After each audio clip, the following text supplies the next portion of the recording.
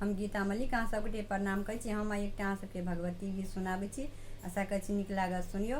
सुन के वीडियो के लाइक कमेंट कर देब। गीत के सब गोटा एक बेर पूरा जरूर सुनब। फूल अड़हुल के लाल लाल लायब, माहे अहि के चरण में चढ़ायब।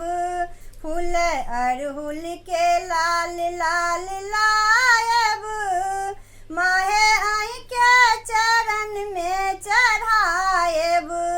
फूल बेली मांगब, फूल चमेली मांगब, फूल बेली मांगब, फूल चमेली मांगब। फूल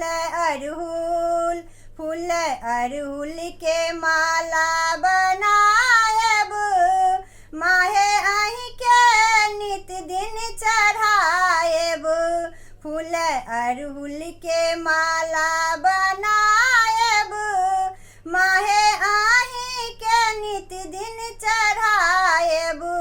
फूल अड़हुल के लाल लाल लायब, माहे अहि के चरण में चढ़ायब।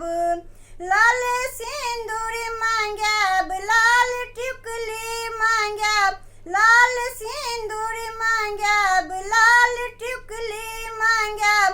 लाल अचरी अहि के चढ़ायब, माहे अहि के सिर पर चढ़ायब। लाल अचरी अहि के चढ़ायब, माहे अहि के सिर पर चढ़ायब। फूल अड़हुल के लाल लाल लायब, माहे अहि के चरण में चढ़ायब।